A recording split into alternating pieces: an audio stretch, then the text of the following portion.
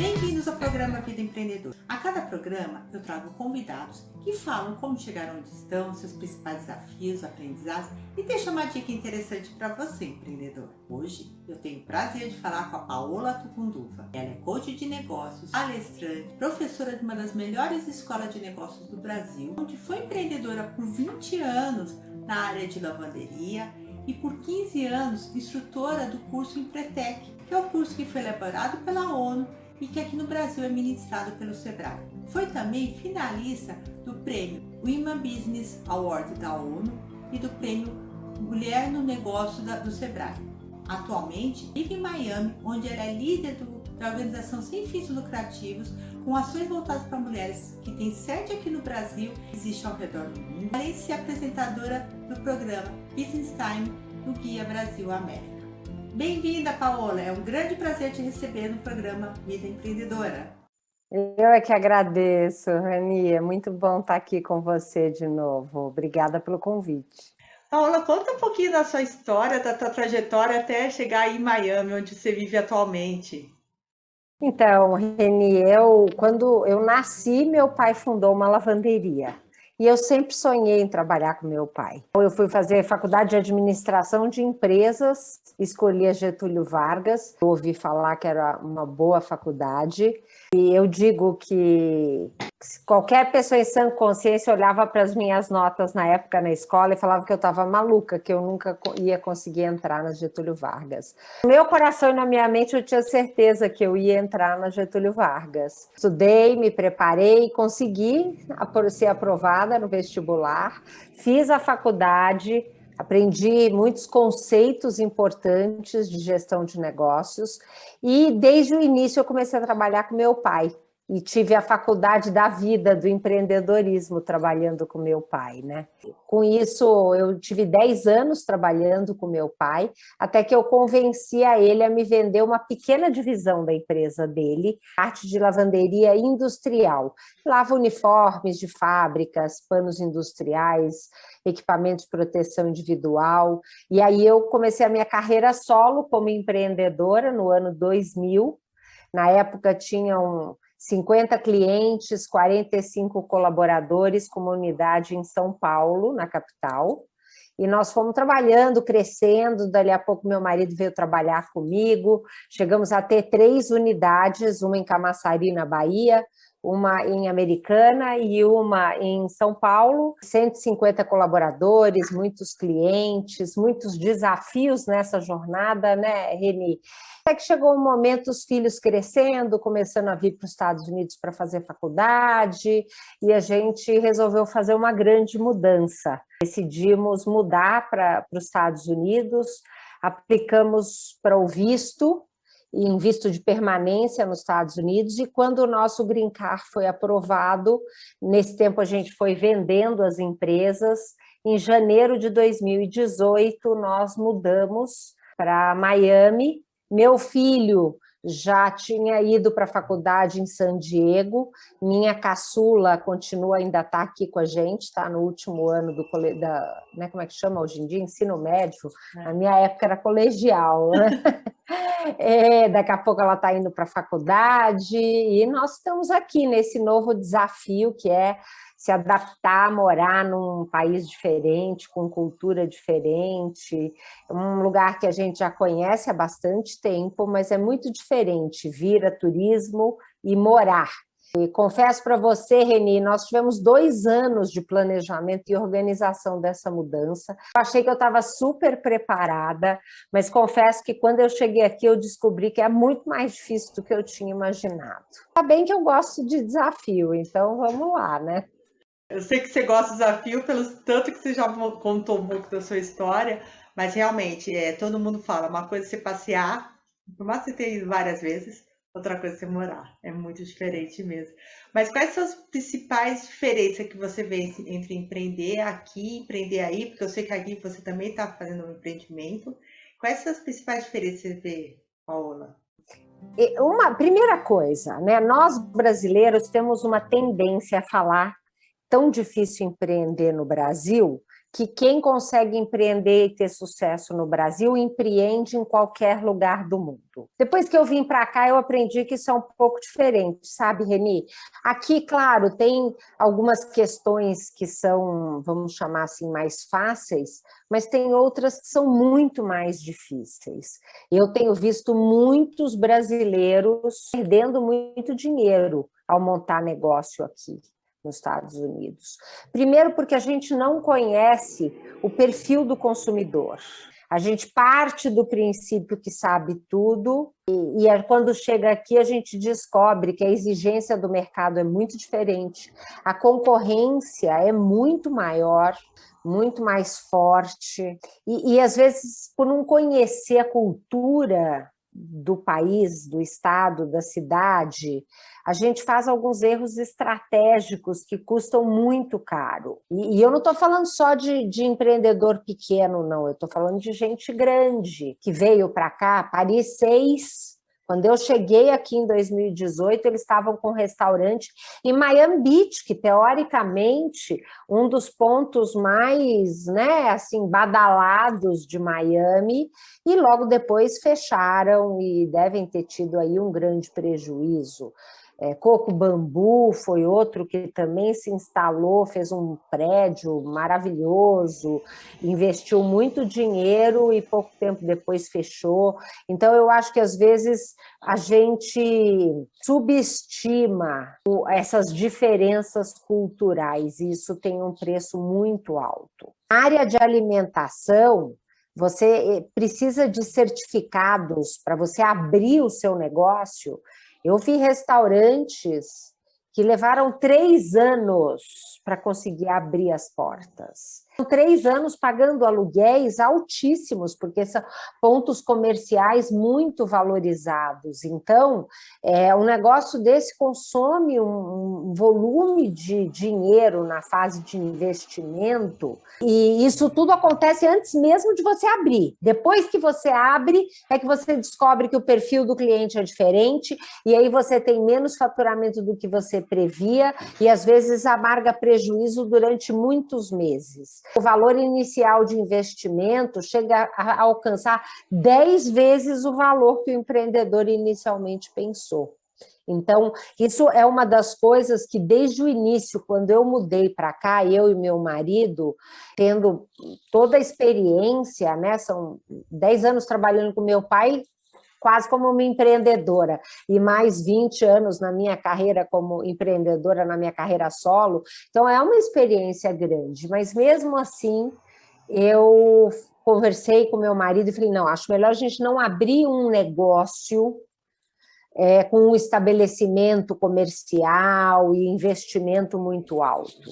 Desde o início, eu comecei o meu trabalho como coach de negócio, que é uma prestação de serviço, com o investimento inicial baixo, eu não preciso de escritório, a gente pode atender tudo online, às vezes posso atender na empresa do meu cliente, e meu marido como corretor de imóveis, porque no Brasil ele é economista e advogado. Aí vem um outro ponto importante.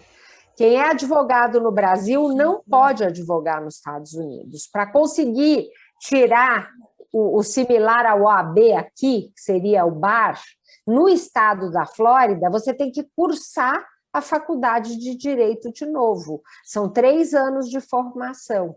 Então, para medicina, para quem é dentista, para quem é arquiteto, para quem é advogado como meu marido, se você não estiver disposto a voltar para banco de escola e estudar muitos anos, você tem que se reinventar. E aí, meu marido, avaliando todas as possibilidades, decidiu tirar a certificação como corretor de imóveis e foi aprovado, tem uma prova, tirou a licença dele, e com isso a gente tem também investido no mercado imobiliário aqui, que é um dos negócios mais importantes. Tirando a área de turismo, onde Miami tem realmente uma força muito grande, é um mercado que tem uma força grande aqui. A parte imobiliária é o segundo tipo de negócio que movimenta o maior volume de dinheiro na Flórida. Então, tem sido uma experiência interessante aprender também sobre esse negócio. Uma das coisas que eu acho importante é a gente ter humildade. Humildade para entender que tudo que eu tive sucesso no Brasil vale pouco aqui. Não é que eu saio do zero, não saio do zero.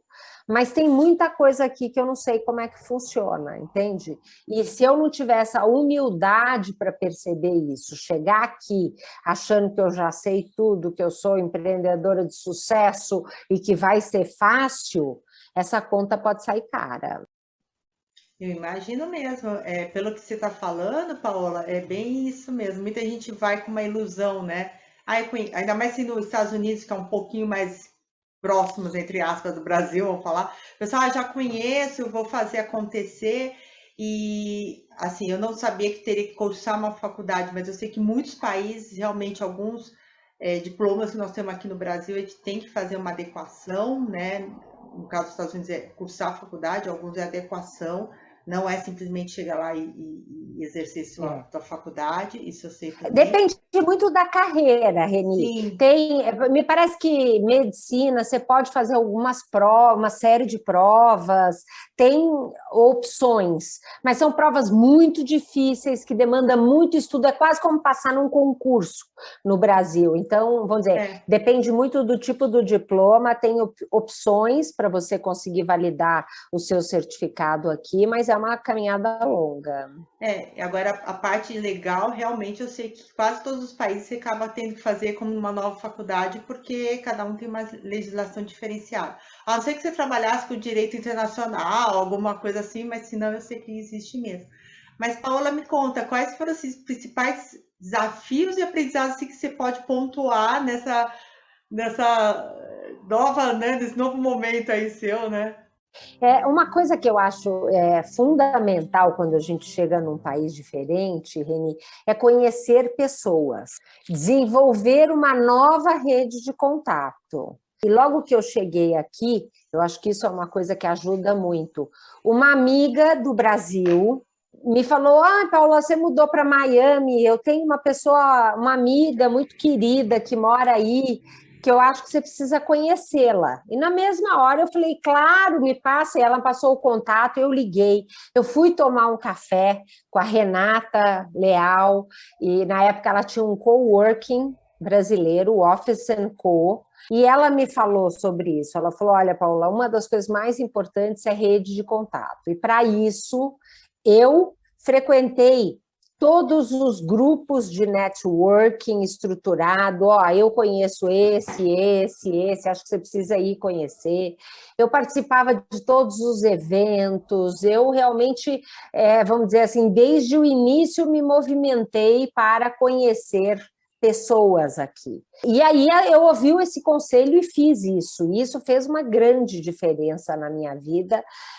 Eu estou aqui há 4 anos, já realmente conheço muitas pessoas. O desafio que é conhecer não só pessoas da comunidade brasileira, que aqui na Flórida tem muitos brasileiros, então você tem um risco de ficar restrita a essa comunidade. Esse também é um erro. É um desafio a gente conhecer pessoas de outras nacionalidades, né? Aqui não só americanos, como muitos latinos. E é mais difícil, porque eles têm um estilo diferente do nosso. Então, esse eu acho que é um ponto muito importante para você ter sucesso em qualquer país que você vá.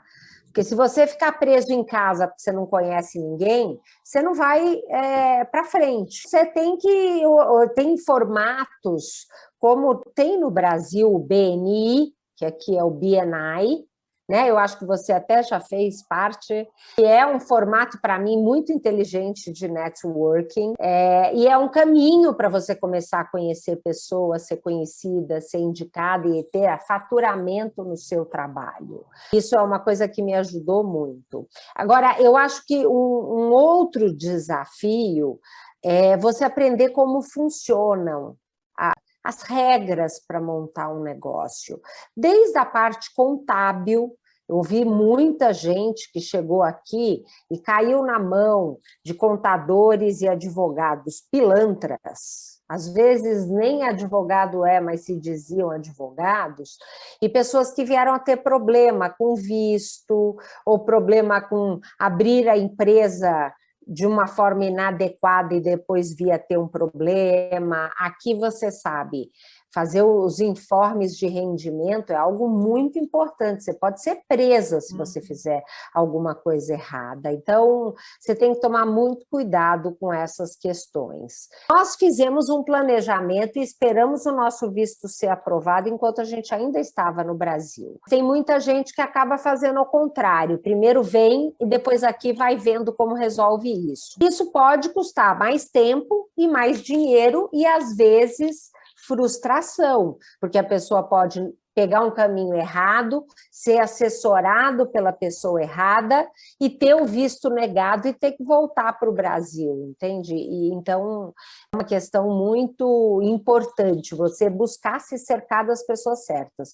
E aí talvez você fale, poxa, mas como é que eu vou saber como escolher, como é que eu sei se o advogado é bom ou ruim? Então, primeira coisa, você tem que falar com mais de um advogado. Segunda coisa, buscar referências, pessoas que já tenham tido experiência com aquele profissional e que tenham tido um bom resultado. Em relação à advocacia aqui, você pode acessar na internet para ter certeza que o advogado tem o registro, como se fosse o OAB, que aqui chama BAR, para você ter certeza que realmente é um profissional. Aqui tem uma figura que eles chamam de paralegal. Não é um advogado, mas é uma pessoa que entende muito de leis. É quase um assistente de advogado.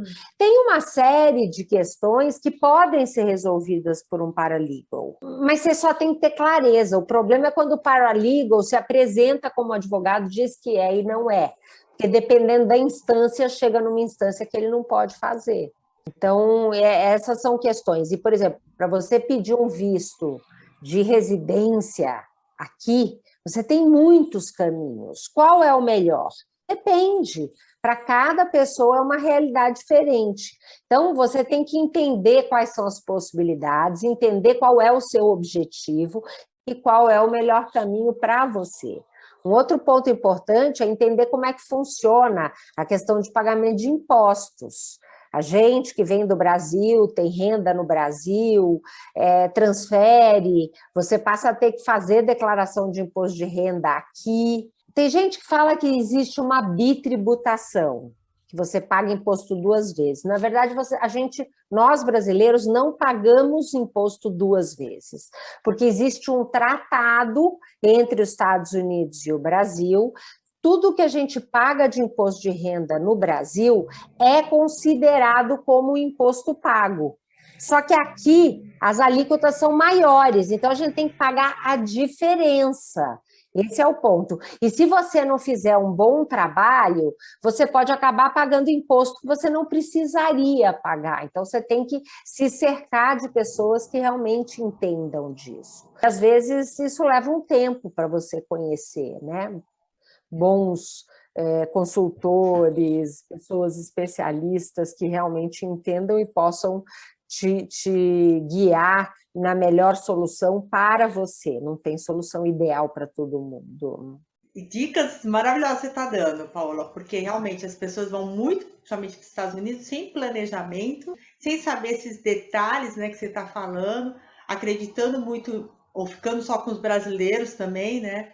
Ótimo, mas não só com os brasileiros, né? Teria que também mesclar, até para conhecer mais gente. Esse é um ponto, né, Reni? Todo mundo fala assim, nossa, na Flórida tem muitos brasileiros.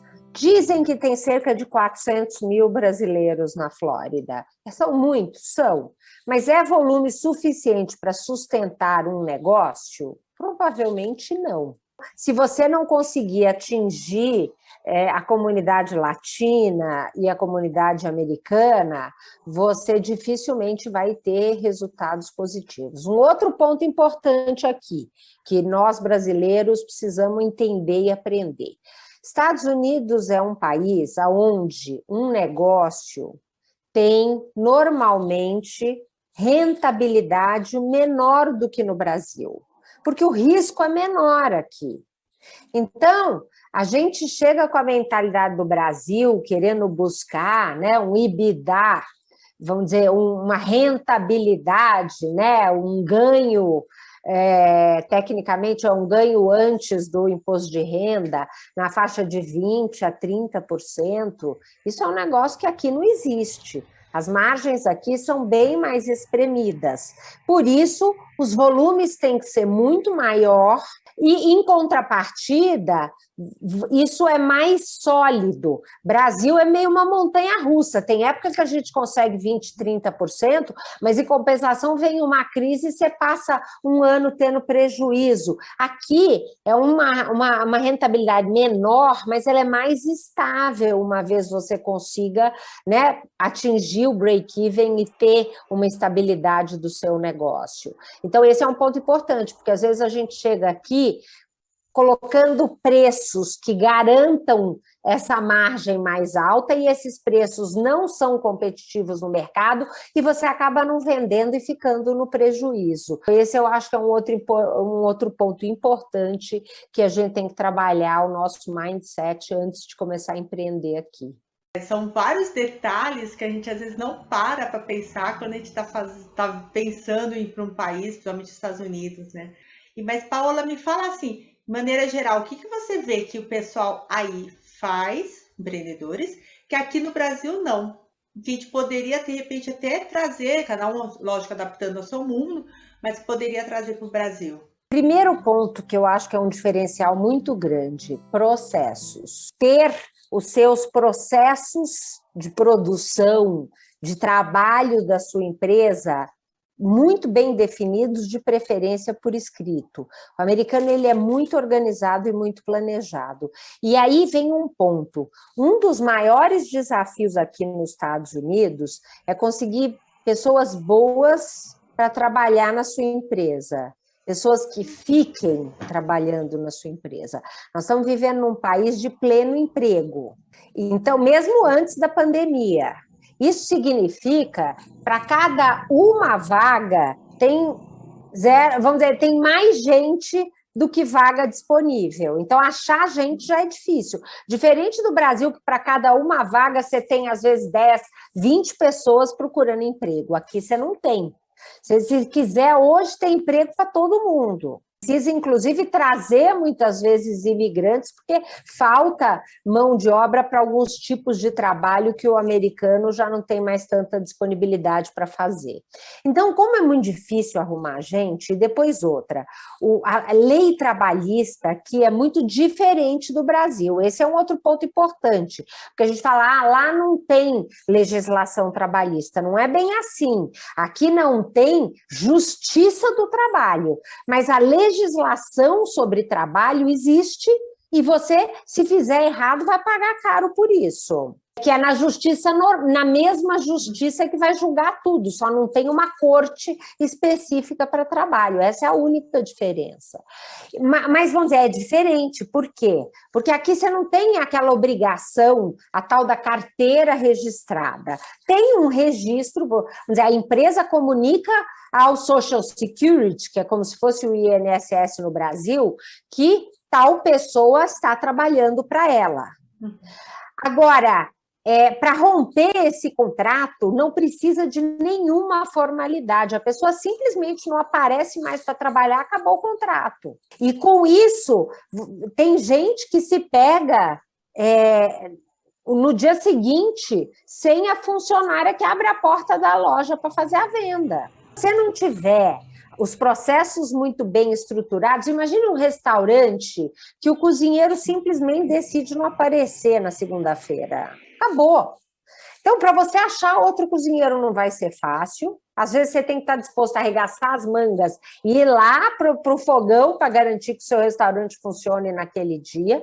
E quando você achar, se você não tem um processo definido, você não tem tempo para treinar aquela pessoa, cai o padrão de qualidade do seu restaurante e você perde todos os clientes. Então, eu acho que esse é um ponto que a gente precisa aprender, a ter os processos mais organizados, estruturados, definidos e por escrito. A gente deixa muito por conta da pessoa. Hoje é o cozinheiro João, do jeito que ele fizer, tá bom. Amanhã sai o João, entra o Antônio. Primeiro, o João normalmente fica, porque ele sabe que se ele sair daquele emprego é difícil ele arrumar outro. Aqui, ele recebe várias oportunidades para ganhar alguns dólares a mais por hora e ele vai embora. E você não acha outro, porque está todo mundo empregado.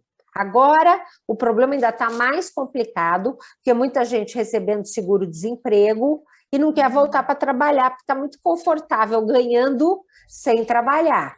Então, agora o problema está mais crítico ainda. Outra coisa, muitas vezes aqui no início para o negócio decolar, é o dono do negócio que põe a barriga no balcão. Esse negócio que a gente tem aí no Brasil, não, eu vou montar um restaurante ou um salão de cabeleireiro.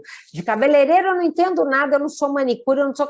Mas eu vou contratar todo mundo, eu vou gerenciar bem, vou ter um gerente, vou ser dono do negócio e o negócio funciona e dá dinheiro. Aqui é muito difícil, porque a mão de obra custa muito mais caro. Eu vi, tem um negócio de doces que eu gosto muito, tem aqueles macarrons, sabe? É um doce francês, que é como se fosse um sanduichinho de suspiro. O marido, eu acho que ele é francês, belga, não sei da onde, e a mulher, eles têm um negocinho lá em Midtown, que é um bairro perto de Wynwood, um bairro que cresceu muito rápido e tal. São os dois que tocam o negócio que abre 7 dias por semana, fica aberto até meia-noite, e não tem um funcionário, a mulher no balcão e o marido na cozinha. Nós, brasileiros, a gente às vezes não está preparado para isso. Então, esse eu acho que são alguns pontos.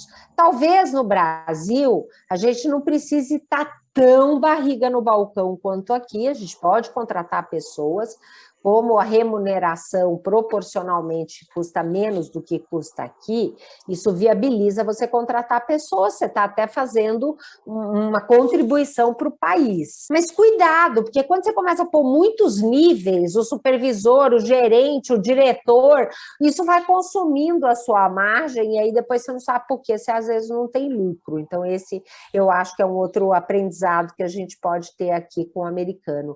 E muito planejamento, né? Os empreendedores sabem claramente qual é o objetivo que eles querem, fazem uma pesquisa de mercado antes de escolher um ponto comercial, fazem todo um planejamento financeiro, de marketing, e quando abrem, eles trabalham muito para cumprir aquele plano. E nós, brasileiros, a gente tem essa coisa meio ser intuitivo, a gente é bom de improvisar, então vamos abrindo, eu acho que precisa de tanto, eu tenho tanto de dinheiro, abre e depois a gente vê como é que fica. Eu acho que é um outro ponto que a gente pode aprender.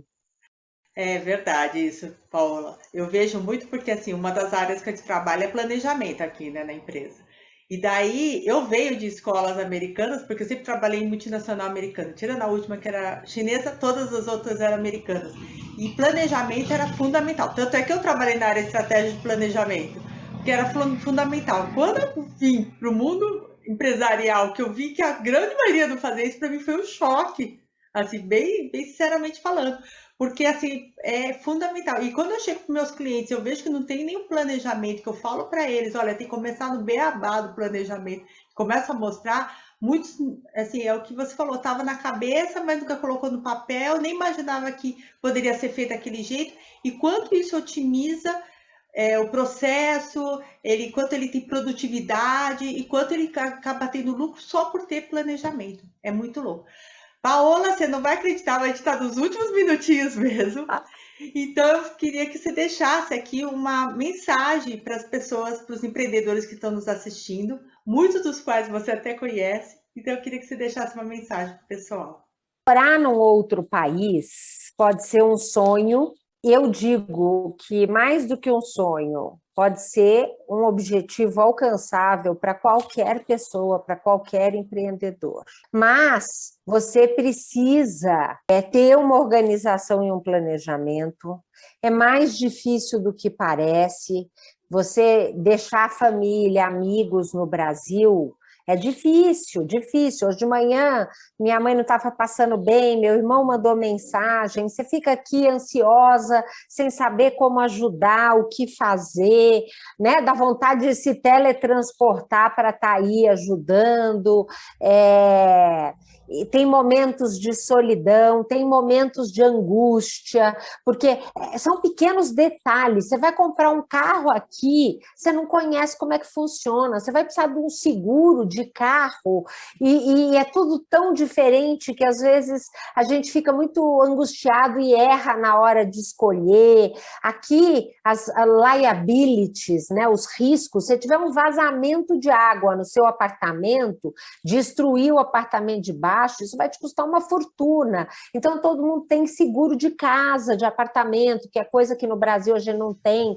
Mas são pequenos detalhes que muitas vezes a gente aprende do jeito mais difícil, pagando muito caro por isso. Então, você tem que ter uma inteligência emocional, um equilíbrio emocional muito grande para lidar com esses momentos difíceis, sabe? Então, porque todo mundo olha e fala, nossa, que maravilha morar fora, tal cidade é linda, não sei o quê, mas será que para você tem gente... Eu tenho, por exemplo, eu tenho uma irmã que mora na Itália, mas eu tenho 2 irmãos que estão no Brasil e falam, do Brasil eu não quero sair nunca, eles amam o Brasil, adoram viajar, adoram passear e tudo mais, mas morar mesmo, eles gostam de morar no Brasil, combinam, tem muitos amigos, tem uma vida muito ativa, então você tem que ter essa avaliação. Às vezes fazer uma experiência, pegar umas férias mais longas, alugar uma casa ou um apartamento na cidade que você gostaria de morar, e ir no supermercado, cuidar de casa. Aqui, eu limpo o banheiro, eu cozinho, sou péssima cozinheira, graças a Deus meu marido cozinha melhor do que eu, mas ajudo e estou aprendendo. Então, a gente tem que fazer um monte de coisa que a gente não fazia antes, entendeu? Tem que morar em lugares menores, porque o trabalho para manter tudo isso consome tempo. Então, é legal, é legal. Eu amo, eu estou muito feliz de estar morando aqui, de estar conhecendo pessoas maravilhosas, de estar aprendendo, de estar trazendo essa oportunidade para os meus filhos, que vão ter muito mais facilidade de se adaptar, porque você fazer uma mudança dessa com 15 ou 20 anos, como os meus filhos fizeram, é fácil, né? Eles já estudaram em escola americana, eles não têm sotaque. Eu falo inglês muito bem, muito bem. Eu sou aprovada na Fundação Dom Cabral para ser professora em inglês. Mas eu tenho sotaque, eu não aprendi na infância. Eu abro a boca, a pessoa pergunta de onde você é. Eu falo, meu Deus, eu estava falando inglês? Estava, mas é porque sotaque. Faz parte, tudo bem, mas vamos dizer, numa hora que você tem que procurar uma entrevista de emprego, isso vai fazer diferença, entendeu? Imagino então, mesmo, Paola. Esses são pequenos detalhes que é importante você ter consciência. Eu não estou dizendo que não faça, é maravilhoso. Para quem gosta, para quem combina de uma forma planejada, você tem uma vida com mais segurança, você tem mais estabilidade, você tem, né, uma questão de saúde. Eu sei que o SUS no Brasil, a gente valoriza pouco, mas o SUS tem uma estrutura maravilhosa. Mas, infelizmente, o volume de pessoas que precisa desse sistema, às vezes a gente não sabe os caminhos direito de como usar esses sistemas, então tem uma série de questões e que eu acredito muito no Brasil, basta cada um de nós nos organizar para construir um Brasil melhor, né? Não é à toa que eu faço parte do Grupo Mulheres do Brasil, que no Brasil foi fundado pela Luísa Trajano, e vem fazendo, hoje são quase 100 mil brasileiras que têm trabalhado na sociedade para ajudar a construir um Brasil melhor. Cada um de nós podemos fazer isso, vale a pena.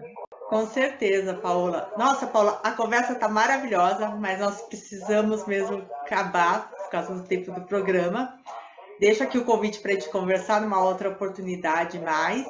E quero te agradecer por você estar aqui com a gente.